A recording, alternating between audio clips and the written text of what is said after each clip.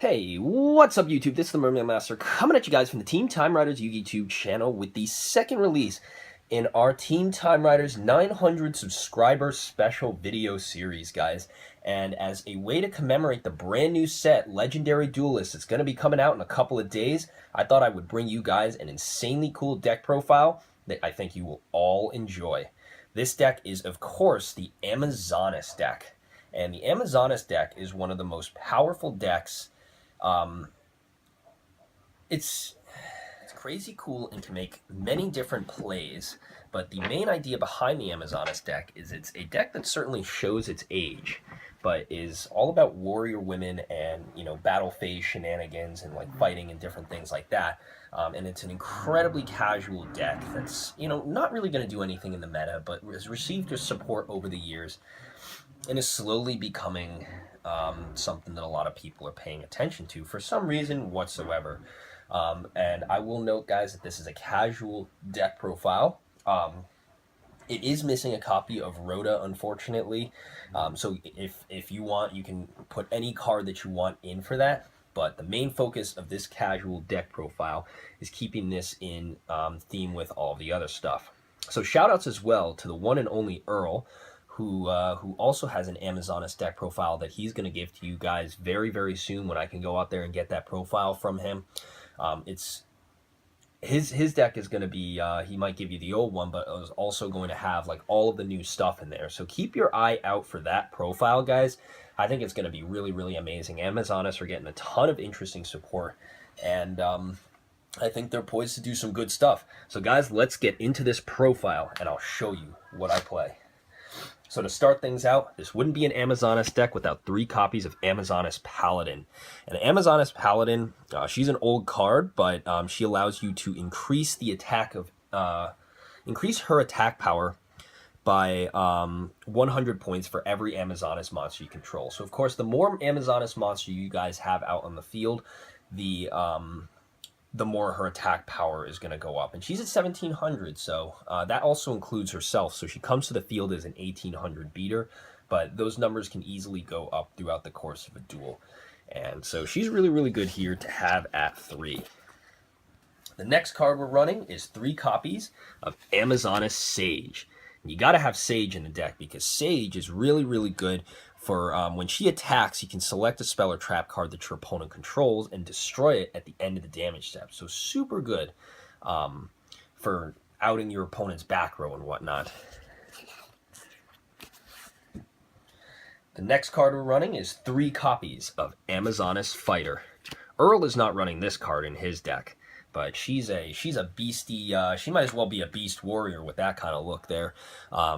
And the reason why she's in here is because any battle damage dealt through battles with her is automatically 0. So if you boost her up with Mist Body or some other thing that prevents her from being destroyed by battle, she can just sit there and take all your blows for you, and she won't even inflict a single point of damage to your life points. So super good for that. The next card we've got is 2 copies of Amazonas Trainee.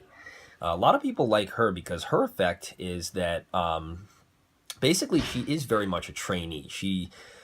When she destroys a monster by battle, that monster is returned to the bottom of its owner's deck instead of going to the graveyard. So it's kind of like her, continuing to beat things. But every time she destroys an opponent's monster by battle, she gains 200 attacks. So she can get pretty big if your opponent doesn't deal with her right away. So that's 2 trainee. Next, we have 2 Amazon Archer. Now, Amazon Archer was originally thought to be a guy or whatever, I guess, but the very first Amazonas card ever released and was later errataed so that they didn't have to write except for Amazon Archer. Technically, the card's name is Amazonas Archer, but her ability allows you to offer 2 monsters on your side of the field for a tribute, back when they used offering for tribute instead of tribute 2 monsters, to inflict 1,200 points of direct damage straight to your opponent's life points. And there's a lot of cards in here that'll help you generate tokens and other things, so that's what it's really good for, is generating tokens and spamming the field. Very, very nice. The next card we're running in the deck is 2 copies of the Unfriendly Amazon, which fitting with our Amazon theme here, basically is a 2,000 beater, and what you have to do is that You offer one monster on your side of the field as a tribute during each standby phase, and then if you don't, this card is destroyed. But she's a 2,000 beater, and you can usually get one turn off with her being able to attack before your opponent inevitably outs her some way. So basically, she's just a 2,000 beater, which is really, really good, and you don't have to. You don't really have to do anything else with that. She doesn't stay around for long, and your opponent won't let her. Now, in for that support card there, we got that 2 Amazoness Tiger, which basically increases its attack by 400 for each Amazoness or Amazon Archer on your side of the field. And your opponent cannot select any other monster besides Tiger as an Amazoness or as an attack target. So really, really good for tanking hits. And the more Amazonesses you have on the field, Tiger will protect them all from your opponent's battle phase shenanigans. All right, guys. Coming up next, we got the one and only Amazoness Blowpiper, which basically what she does is that she can decrease the attack of a selected monster on your opponent's side of the field by 500 for each turn. And you'd be surprised how pretty good that can come in handy for helping to limit the amount of attack that your opponent's monsters have, and allowing some, at least the smaller Amazonesses, to beat over it. But when you cannot beat over a specific Amazoness monster, it's very good to have that backup. And fortunately, you do have it in the form of Amazoness Swordswoman. And guys, this is a really, really cool card because your opponent will take any battle damage that you would have taken with a battle for Amazoness Swordswoman. So she is awesome, awesome, awesome for helping to beat your opponent in. And if you combine her with some cards that don't allow you to have her destroyed by battle, such as the aforementioned Miss Body or some other things, you can just keep crashing into your opponent's things, and they'll keep having to take the damage from whatever you pull out. And I'll show you some really, really cool stuff that we're running in this deck that a lot of people might not have considered. So, the last monster we're running, what would the Amazonesses be without their queen? Amazoness Queen is back, baby, and she is ready to rumble. She is the most expensive card in this deck, I believe, coming in at $10. She was worthless for a very, very long time, but I'm very glad that somehow, in some way, I was able to snag a copy of her before she just skyrocketed through the roof. But she basically satisfied the condition that Amazoness monsters cannot be destroyed by battle. And she's just really, really good for just being on the field and preventing your Amazonesses from being destroyed. And she also works on Tiger as well, so you got Tiger there tanking your hits, you got other things tanking your hits. A lot of people are going to try to battle your Amazonesses, but they ain't going to get too far, especially with Queen on the field. So that's it for the monsters. Moving on to the spells. Now, for the spell cards, we have Amazoness Village, another very new card from Duelist Revolution that they got. And Amazoness Village is very good because if a monster is destroyed by battle or by card effect, which is important because most of these things are, tank battle hits, but if they're destroyed by battle or card effect and sent to the graveyard, special summon an Amazoness from your deck with a level less than or equal to the one that got destroyed. So, very good for just tanking out level 4 Amazoness monsters. The next card we're running is something you guys probably haven't seen in a while, and that is Timidity. And the reason why I'm running this is because it prevents you from getting your back row destroyed. And your back row is a very, very important part in this deck. And so nobody can destroy each other's back row. The more power you have with preventing people from destroying your back row, they're going to be forced to go into battle phase, and they're going to be forced to trigger your traps and spells that way instead of just popping the shit during the main phase or whatever. So that's really good. The next card we got is a really cool one that not a lot of new Amazoness players are playing because of its lack of plussing. But basically, when you control an Amazoness monster, you can switch the attack of it with the attack of another monster your opponent controls. And I don't think this targets, but I could be wrong. I don't really think so. But basically, switch the attack power so that some of your weaker Amazonesses can beat over something stronger that your opponent's controlling. Now, we've got the one and only Amazoness Heirloom. And this card basically allows you to give something that's that battle protection without it having to be queen. But it also gives you the ability to destroy the attack target of an Amazoness monster's attack after damage calculation. So let's imagine that you equip this to your Amazoness Sage, attack into something, destroy the target, and then you can pop a spell or trap. Even better if you've got your Amazoness Fighter out on the field, she doesn't tank any damage for you. So you attack into whatever, and it'll automatically destroy the thing without any detraction to your life points whatsoever. Next, we're running one copy of Amazoness Fighting Spirit. And this is, I can't tell you how helpful this can be. Like, this is got like skyscraper for Amazoness monsters, because we're not going to lie, all of their attack powers are insanely and incredibly low. And if a 1,000-point boost can be a big difference between victory and defeat for a lot of different reasons. And so, very good to have it. All right. Now moving on to the last spell, we got Mist Body. Prevents destruction by battle. Very good card, and very happy to have it. Now we're moving on to the trap cards, guys. And this is where the fun begins. So guys, the trap cards is where the real party is going to be starting. And we've got some very interesting trap cards in the lineup here for you guys today. So, starting off for the trap cards, we are running one copy of Amazoness Willpower, which is kind of like a Call of the Haunted for Amazoness monsters, which basically says that you can special summon an Amazoness monster in attack position, but unlike Call of the Haunted, you cannot change that monster's battle position, and it must attack if it is able to. So, very interesting kind of card. Better... You know, maybe you could say that Call of the Haunted is better in certain ways than Amazoness Willpower is, but Amazoness Willpower has its own kind of benefits in a lot of different ways. So, you know, that's a really cool card and can help you rack up a little bit of damage in there. So definitely something great to run. Next card we're running, of course, is one copy of Dramatic Rescue. Now, not a lot of Amazoness players are really running Dramatic Rescue, but... You know, it is a very interesting kind of effect, because the idea is that it was the very first way to kind of dodge targeting effects. So if an opponent's monster is... If an opponent's card like targets one of your Amazoness cards or something like that, activate Dramatic Rescue, you can instantly bounce that thing back to your hand and then special summon another Amazoness monster from your field, to your field, and then yeah, pretty much that's it. But you know, it doesn't even have to be just an Amazoness; it can be any monster in your hand. So very interesting card and very good play style for, you know, sort of deflecting those targeting attacks. Definitely cool.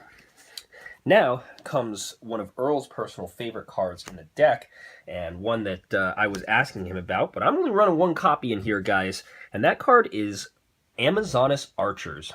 And Amazoness Archers is kind of like a very polarizing card in a lot of different ways, because in one hand it's directly worse than Mirror Force, but on the other hand it can provide a lot of interesting kind of interactions with your opponent, because basically what it does is it can only be activated when your opponent declares an attack, and then basically all monsters your opponent controls are chained to face-up attack position, and they must attack like this for as long as they are on the field, and their attacks are decreased by 500, and they must attack all monsters you control. So this is really easy to rack up a crap ton of damage point-wise by using Amazoness Archers. And if you can fill a whole side of your opponent's field with tokens, or they got a whole bunch of low-level monsters out there that they just can't, you know, really get rid of, and like all of them got to attack on your side of the field, and you really, you know, it's kind of in the same way that Gustos do it. You can rack up that damage really quickly and create a lot of interesting scenarios for yourself. So that's Amazoness Archers. Next card we're running is Oath of Companionship. Now, I don't know whether or not you guys have seen this card before, but Oath of Companionship is for in the odd chance that you manage to find yourself up against like a Zodiac player or like a True Draco or like whatever the fuck you find yourself up against.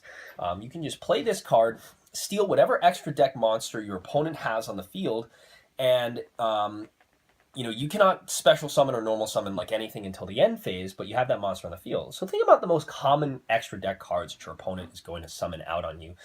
My mind instantly drifts towards Drident. If you want to make sure that they can trigger their Drident effect and get that thing off, you activate Oath of Companionship, steal the Drident to your side of the field, and it may go back to their effect during the end phase. You can use the Drident to prop itself, use the Drident to pop something your opponent's got in the back row, whatever it is. You can not only detach a material, but get some more pluses off of your Drident play. So a very, very good card for sure.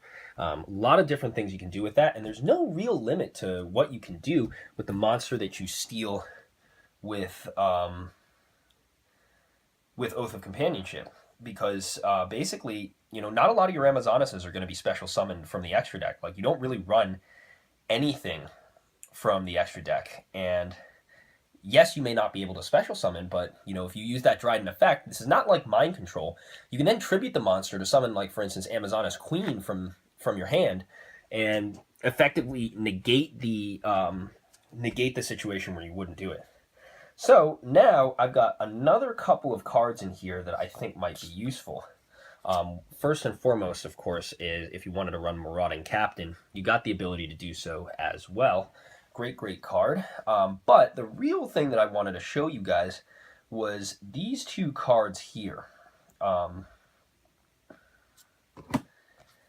And those are 2 copies of Slip Summon and 1 copy of Trigger Summon. Slip and Trigger Summon are cool cards because what they do is they basically allow you to summon when your opponent summons. So Slip Summon, whenever your opponent summons the monster, that's normal or special summon or whatever, whatever have you, like, usually a Heron Summon or something, you can special summon 1 level 4 or lower monster from your hand in defense position, and then return it to the hand during the end phase. So this is super good if you want to special summon something that is indestructible by battle, protect yourself, whatever have you. Another Amazonas monster out onto the field could be another good thing to have there. And the same vein is Triggered Summon as well. Whenever a monster special summons to your opponent's side of the field in any way, shape, or form, you can each player can special summon a level 4 or lower monster from your field. So your opponent summon the monster, Amazonas monster, special summon, Amazonas monster, activate an effect, Amazonas monster, instantly changing the way that the game is played and getting you some more crap out for easy access. Now, the final couple of cards in this deck here we've got 1 copy of Draining Shield. You're going to take a lot of damage for your life points, so it's really important to be able to gain back those life points so you can still get off your cost plays and whatever and what have you. So Draining Shield's a really good card to have in here for negating your opponent's attacks and whatnot. Next cards we've got are 2 copies of Covering Fire. Now, Covering Fire is kind of like a rare kind of card, but basically it allows you to target a monster on your side of the field and then increase that monster's attack power by the attack power of another monster on your side of the field. So if you got Amazonas chilling there, as Earl would say, you got Amazonas chilling there and not doing anything or whatever, then you activate Covering Fire, target one of them, that monster gains the other monster's attack until the end phase, or like during the damage step, and suddenly your 1300 attack power Amazonas fighter becomes like 2600 or 3000 overnight, and your opponent's got nothing to stop that. So pretty cool card right there. And the final 2 cards we're running here are 2 copies of that Staunch Defender. Amazonuses are all about the battle phase, and Staunch Defender is no better card to have in this deck than that. Basically, Staunch Defender allows you to select 1 monster on your side of the field, and then your opponent can only select that monster as an attack target, and they must target that monster for attacks with every single monster they control. So another really great card at helping you to tank damage. You summon an Amazoness Swordswoman and you equip that thing with a Mist Body or with your Amazoness Heirloom or whatever. Your opponent attacks in each time each of their monsters gets destroyed. You know, the battle phase is a big benefit in this deck, and you know, you want to limit the time that you have as possible. Definitely, like, some of the changes that, you know, you can make in the deck to make more things happen is big. But as I mentioned, guys, this is a nice casual deck. Really interesting to take to a variety of locals. But, you know, you can make a lot of different changes to this, guys. You know, you can throw in that Rhoda, as I mentioned to you before. Another card I've thought about running in here is a Grand Horn of Heaven, easy for negating those inherent summons, and takes you directly into the battle phase where, you know, basically your opponent's got to attack or whatever. And, you know, there's a lot of big benefits to be gained from having cards that directly skip your opponent's main phase. You just, you know, once their main phase is done and they can get into the battle phase, that's where Amazonesses really shine, really, you know, make a name for themselves. So definitely something to consider for that. But, you know, that all being said, I really hope that you guys enjoyed this deck profile. Thank you guys once again for the 900 subscribers. It really means a ton for us to have you guys out here and subscribing to the channel. We're fighting for that 1,000. We're going to have a lot of more special videos coming up for you guys in the near future. This is the second one of them. As I mentioned, I still got that Jack Atlas deck coming, and I still got a lot of other things planned for you guys, as do the rest of the men on our team. The new set is coming out soon, so we're going to have an opening for that as well. Shout outs to Timaeus the God Monarch for helping to put that together. And without further ado, guys, you know, it's been a pleasure. And, you know, remember to like, comment, and subscribe. And this has been the Mermail Master from the Team Time Riders YouTube channel. And I'm signing out. Catch you guys next time. Peace.